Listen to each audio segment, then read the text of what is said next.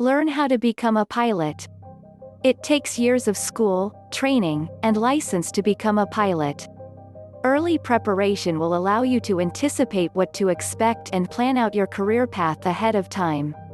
To qualify for the highest-paying piloting jobs, you must have at least 10 years of experience. To meet the requirements for a piloting profession, you must work hard and practice frequently. Gaining education. 1. Complete high school. You will need your high school graduation to enroll in flight school in the United States, and most likely elsewhere, such as Australia. Study hard in school and think about taking physics or maths courses to get a head start.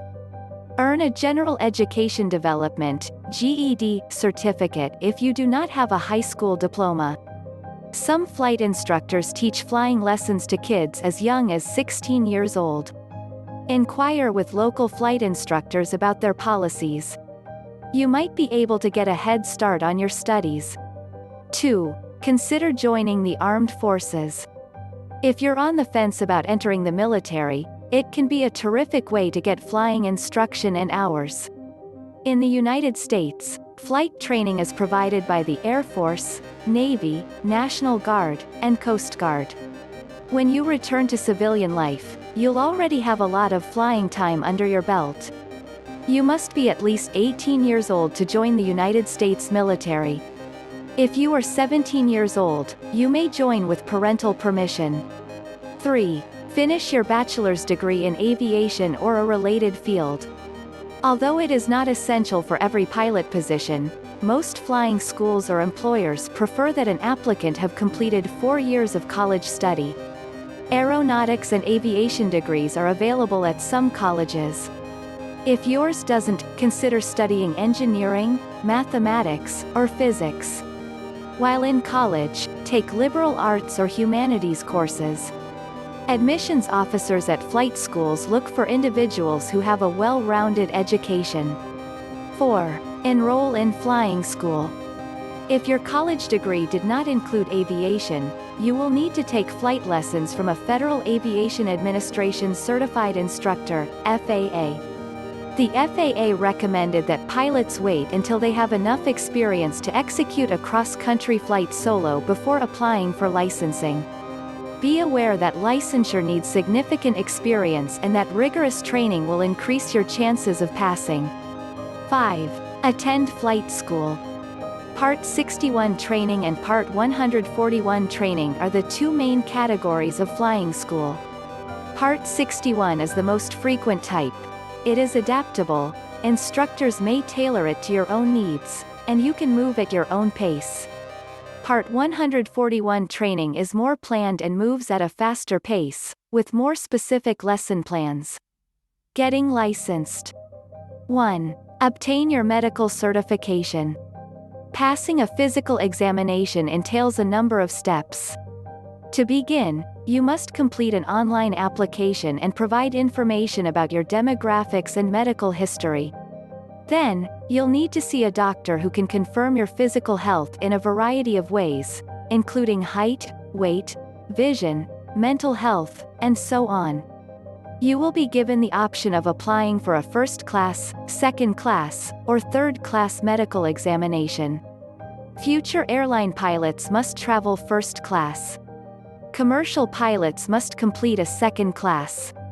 The third class is the most relaxed and is essential for student licensure. It's not the end of the world if you don't pass your physical exam.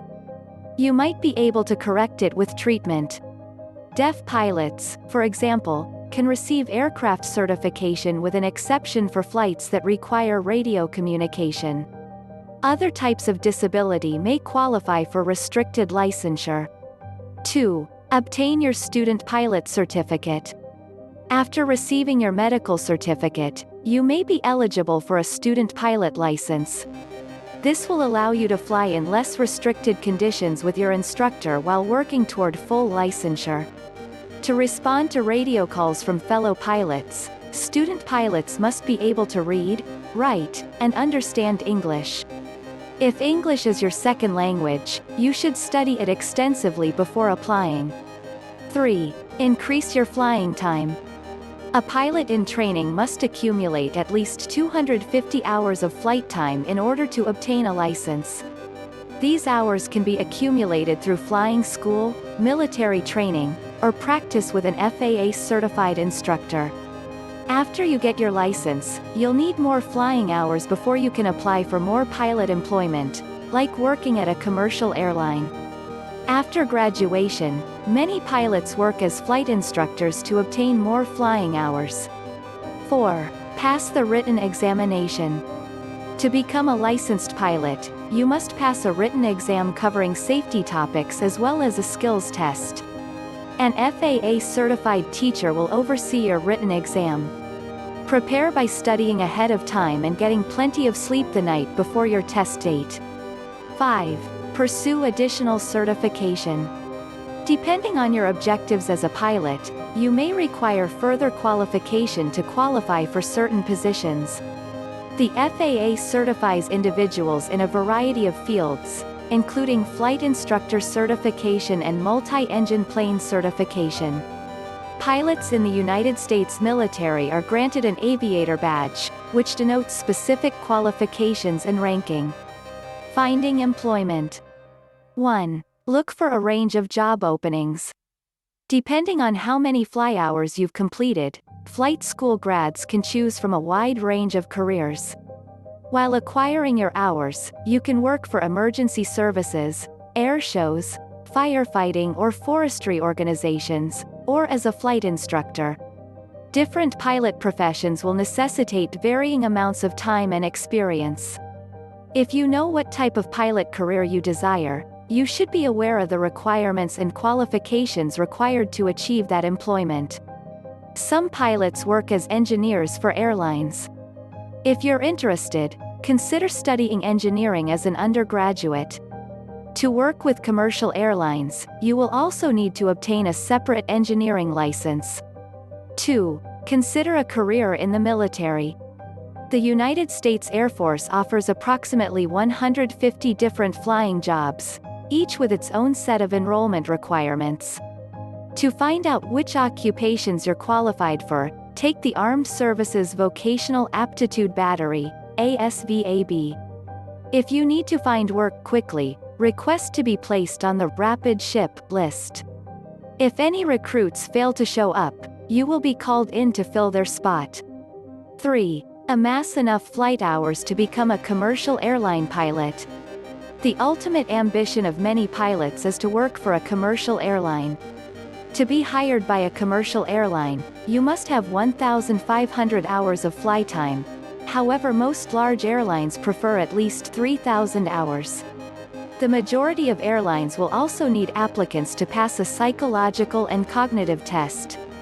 New airline pilots frequently begin their careers as first officers in smaller airlines, where they get experience flying customers in all weather conditions. Later on, you will be able to qualify for better, higher-paying positions. 4. Obtaining seniority will provide you with more opportunities. Most airline jobs are promoted based on seniority. Pilots can qualify for first officer roles after 1 to 5 years of experience. First officers can promote to captain after 5 to 15 years. Seniority allows you to get preferable flight assignments and time off for weekends and holidays.